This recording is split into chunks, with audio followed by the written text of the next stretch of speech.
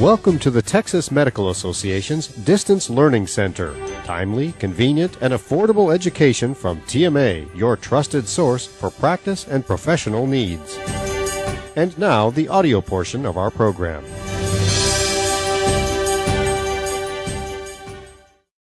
I just want to say thank you to our sponsor, our platinum sponsor, TMF Health Quality Institute. This is a tough economic times, and this is going to be a wonderful session, so I hope you guys stay and listen to all of it.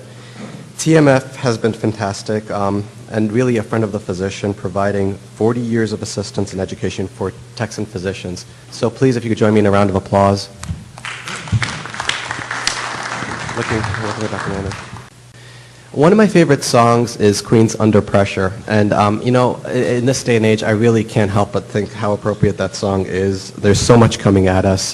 There's 5010, there's ICD-10, there's quality improvements, there's ACOs, there's the Affordable Care Act provisions, there's value-based purchasing. There's just so much. So I'm really hoping that we can continue to create presentations such as this one. But I want you to really visit our website and turn our website into a resource. I've been working on it, and it really does have a couple of components, some of which are on the screen, about physician rankings, clinical effectiveness, patient handouts eventually, and just other tools that you can really use. So please make that a valuable resource of your practice. Okay, as you well know, our featured speaker is Dr. Jeff Goldsmith. I hope you saw him at the general session yesterday.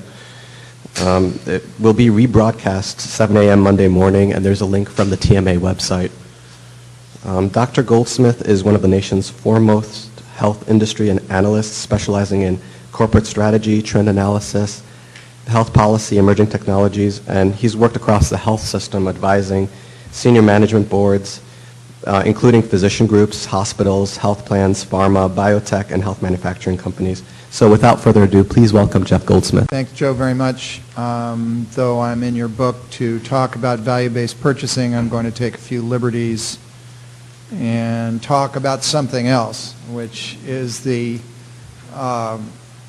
something that Joe alluded to, which is the contracting process and how you get paid, because I think that is going to change, and I think there are degrees of freedom that you have to kind of decide how you want to participate in this that I think a lot of physicians haven't entirely appreciated. I had some very harsh things to say yesterday about the Accountable Care Organization. This is my favorite ACO slide, the famous Gary Larson cartoon that shows the little spiders having put their web at the bottom of the playground slide, and they say, if we can pull this off, we'll eat like kings. I didn't have time yesterday in the general session to show you the results of the physician group practice demonstration that I think objectively, if you looked at what they did, you'd have to say this was a failure, that this was evidence that the idea of gain sharing against a trend, gain sharing against a Medicare cost trend was going to be very difficult, even for organizations with sophisticated infrastructure and a lot of managed care experience to master. No Texas institutions in this. In fact, we didn't even come close. Springfield, Missouri, that's a long way away. I think culturally, Billings, Montana probably comes the closest. I know the guys at the Billings Clinic really well. Nick Walder, the CEO, is a friend. But if you look on the right-hand side, you can see the shared savings payments from the federal government that were generated by these participants. Only 2 of the 10, and ironically, one, a very large multi-specialty clinic in Wisconsin that actually has its own health plan. Wisconsin is really weird in that a significant fraction of the HMOs and PPOs in the state are provider-sponsored. It's a very unusual marketplace. And the University of Michigan's faculty practice plan were the 2 most successful actors in this. You also had the Dartmouth Hitchcock Clinic, which is the faculty practice plan for Dartmouth. They got payments in 3 of the 4 years. But when you look at this, the Geisinger Clinic, only 2 of the 4 years, despite having a successful Medicare Advantage plan and a health plan with 300 and some odd thousand lives.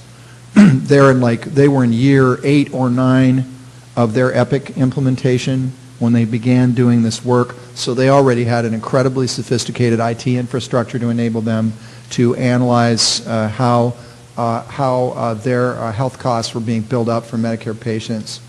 Billings Clinic and Park Nicollet were completely shut out in the first 4 years, and despite the fact that these organizations actually had to spend about $1.7 million to get ready to do a shared savings model, even though they were already managed care veterans. Trent Haywood, the young doc who ran the demonstration when he was at CMS, said in the New England Journal of Medicine about 6 weeks ago, this was his bottom line on the ACO, the high upfront investments make the model a poor fit for most physician group practices. Forget about hospitals with employed physicians scattered all over the place. For group practices with significant managed care experience, the time frame in which one could expect a reasonable return on the investments was more than 5 years. Remember, the ACO regs had a 3-year program window. Experienced integrated physician group practices could not recover their initial investment within the first 3 years.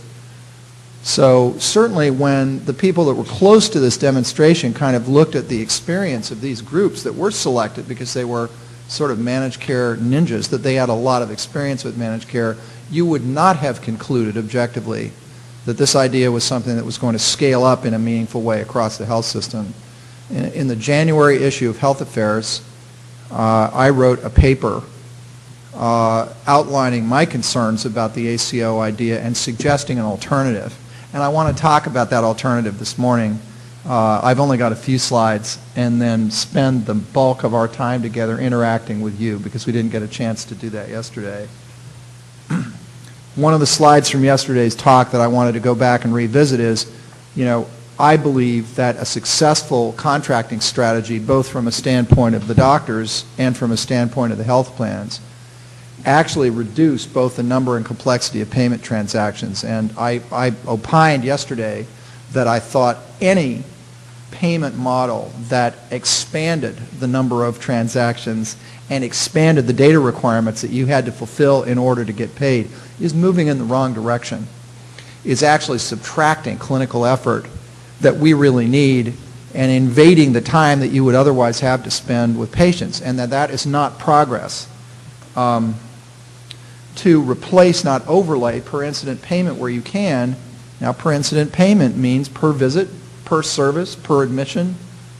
I think that we are going to be experimenting with bundling, and like in the primary care case, which we will talk about, I believe for many years that rather than paying you per visit and encouraging you to scan me or to do lab tests on me as a way of offsetting your losses for the visit fee, I ought to subscribe to primary care physician services, and that when I join your panel, you guys ought to get a check every month.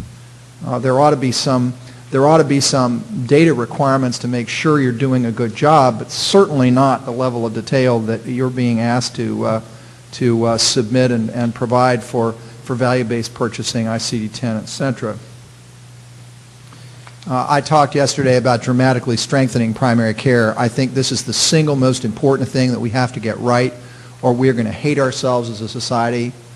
If we can't create a more viable framework for primary care payment that not only simplifies the bookkeeping challenges that primary care docs have, but also gives you, at the end of the day, significantly higher incomes, we're not going to have anywhere near enough primary care physicians to take care of us boomers when we do begin falling apart, which I think is already sort of happening.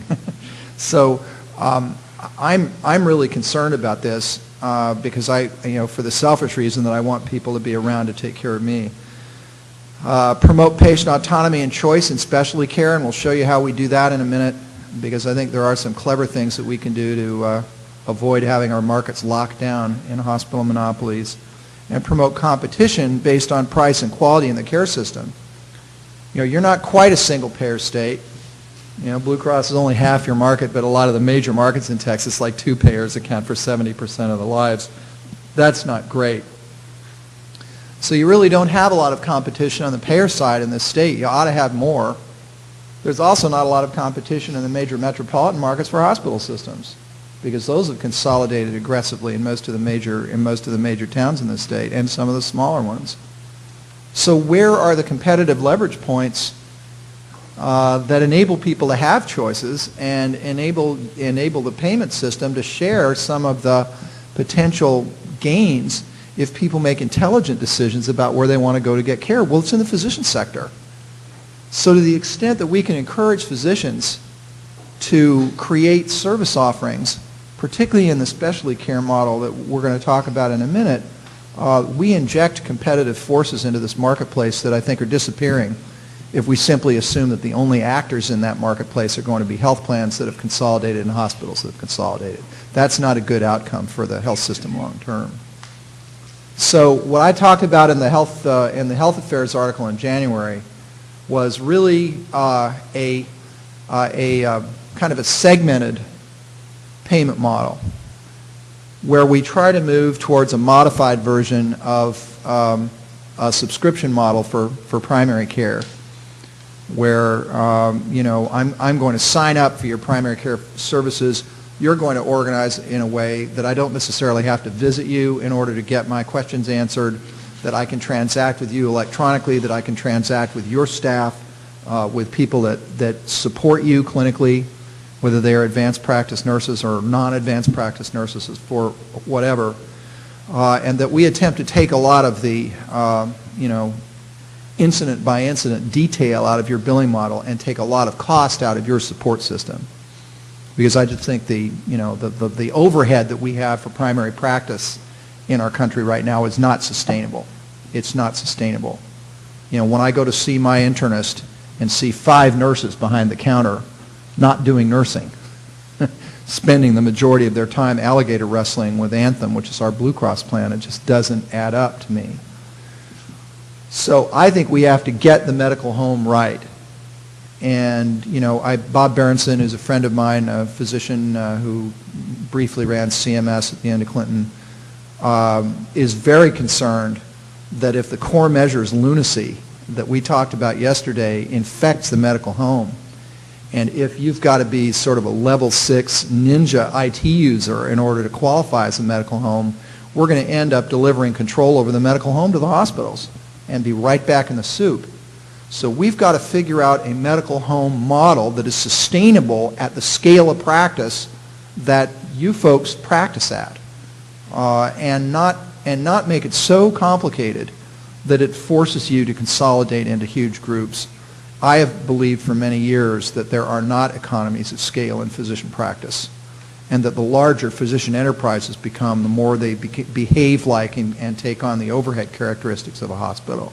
And we don't want to do that to primary medical practice. On the other end of the spectrum, and what we're really talking about here is paying around a clinical intervention, whether it is treatment of cancer, whether it is bypass graft surgery for coronary artery disease, whether it's spinal fusion or bariatric surgery, for the complex interventions that generate a significant fraction of the cost for our health system.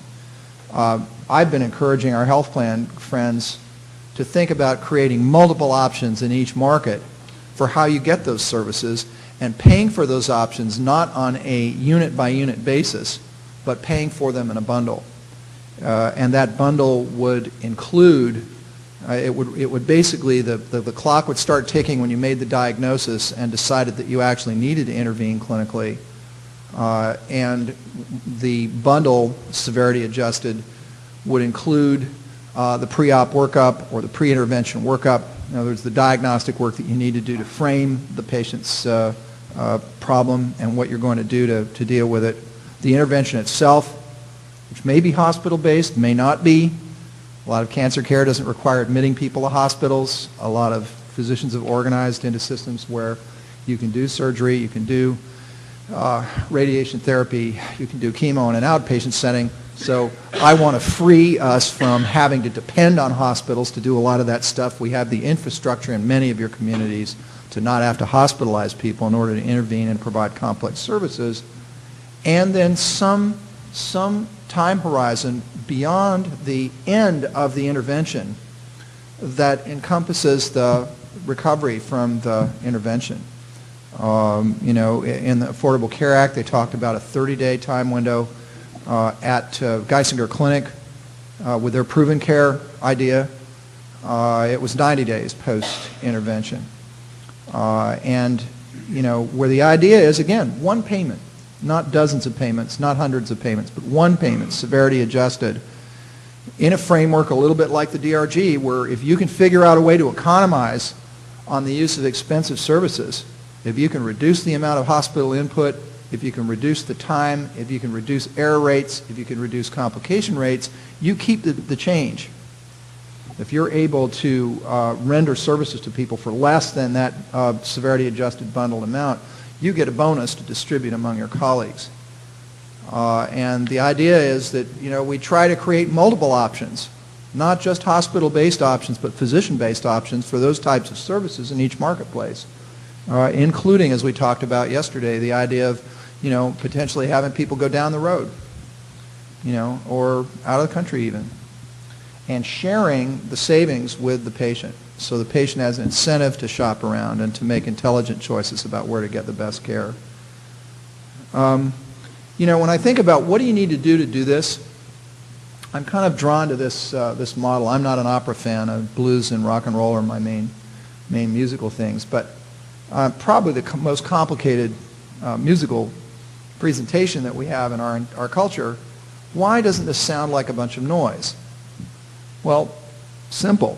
There's a score and a libretto, and there are stage instructions that tell, you know, everybody where they're supposed to stand and what their role is. And I like that idea of the libretto as kind of a model for what it is that we need in order to execute that specialty care model properly. We're going to need a script, a score, a libretto, whatever it is that is, you know, science-based, that is validated by peer consensus, and that you all agree to buy into as the framework for rendering care in a systematic way. I will give you an example. This is the Geisinger. This was the first proven care protocol that Geisinger used for coronary bypass graft surgery. This was the professional consensus of the cardiac team at Geisinger about the things that they needed to do to manage their risk.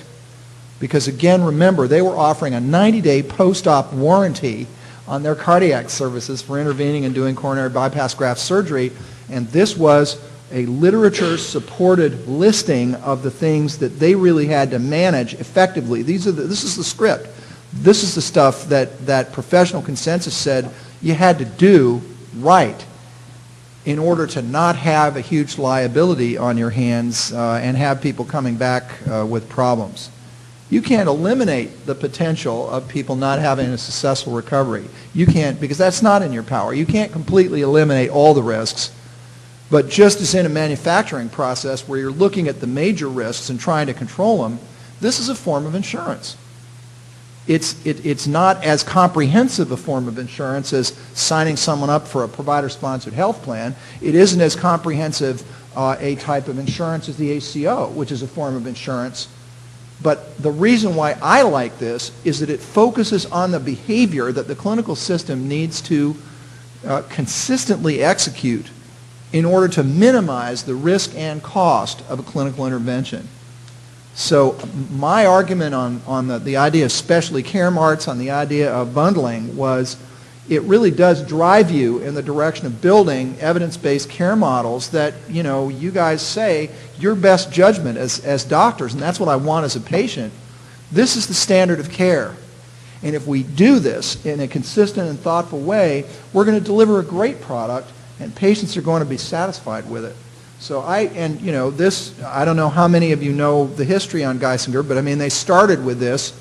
They couldn't get the local Blue Cross plan to sign up. They went to the local Blue Cross plan in Harrisburg and said, we're willing to give you a 90-day warranty on open heart surgical services, and the bureaucrats blew them off. I've actually been making fun of those guys that they need to actually find who it was that this was a gift. This was a really well-organized clinical operation that went to them and said, we're confident enough that we can do a good job here, that we're willing to take on more risk than your payment system presently gives to us, and they were blown off by the Blue Cross plan in their area, so they ended up just doing it with their own health plan. But it was so successful, and there was so much enthusiasm inside the group to do more of it that they ended up applying this same basic model, protocol-driven care, out 90 days post-intervention to something like 30 different clinical conditions. It's really transformed the way in which Geisinger operates. So I'm a big advocate of this, and do you need to reinvent the marshmallow?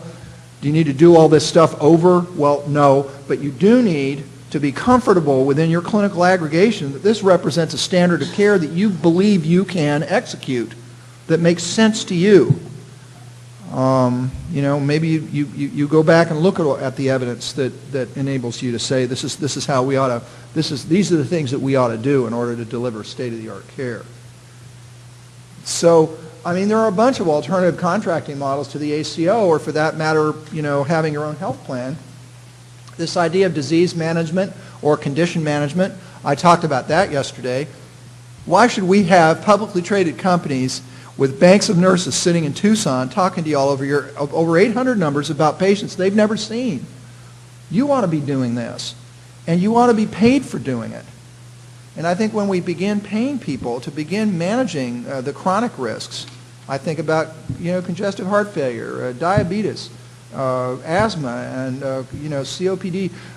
There are a ton of conditions that if you can connect with the patient and their family and get people to work with you, they can minimize the risk of an expensive episode, and you can structure this payment in such a way that if you are able to save money for those folks, you get some reward in addition to that monthly fee. We talked about per episode payment. I am really enthusiastic about this. There are going to be a ton of experiments coming out of the Medicare and Medicaid Innovation Center to try and prove this out. You've got sort of limited examples of this. I know in San Antonio there's a group of doctors working with the Baptist Hospital, I think it's Baptist, on the acute care episode demonstration. It seems to be working. That's a really feisty, high-quality group of docs who really took on the challenge and worked with the hospital system, and it appears to be working. It isn't as comprehensive as the proven care model because it doesn't go out 90 days, but it does include all the fees associated with joint replacement surgery and bypass graft surgery. You've got this idea of primary care capitation. That is a word we've been warned away from. Capitation all over the country still has this aura of burning flesh adhering to it from the disasters that we saw during the 80s and 90s. I'm not really thinking about it as a capitation model. The word I use is a subscription model, is that people basically sign up to be in your panel. It's sort of the way boutique medicine works, but I think a model that needs to be broader and more accessible than boutique medicine, because I don't think we're going to have enough people be able to afford to write you a large check out of pocket to join your practices. I think we need to get the insurance companies to write that check, and I think we need to structure it in such a way that you can do this without having to spend a third of your time or half of your time coding. And then finally, global capitation, which is full risk capitation. That doesn't mean you have your own health plan. Park Nicollet in the Twin Cities has been contracting with HMOs in the Twin Cities for 30 years on a global cap basis, where they get a fixed amount of money for all the medical services that they provide to people and are able to manage inside it and make money. So there are a bunch of alternative models to the gain sharing model that we saw in the ACO that there's tremendous experience with around the country, that you can visit the folks that are doing this, satisfy yourself that they're delivering quality care, and take advantage of their experience to try and replicate those models in your communities. A final slide. I'm going to throw the floor open for comments, questions. Just don't throw anything. What integrates a health enterprise? And I'm not just talking about a large multi-specialty group like Geisinger or Scott and White, but a hospital system that employs docs, or an IPA, a federation of private practicing docs that agree to work together to assume risk. And my hint here is it's not about the money. In the first and foremost instance, this is not an economically driven process. What integrates a health enterprise is trust, shared values, collegiality, a culture of clinical excellence, evidence-based, and caring. This is what we're looking for as patients. It's how we want to relate to you. And I honestly believe we can do a way better job than our current payment models to try and achieve this. So at this point, I'm going to throw the floor open to interaction, comments, questions. This concludes our program. Questions? Contact the TMA Knowledge Center at 1-800-880-7955. Thank you for using the TMA Distance Learning Center.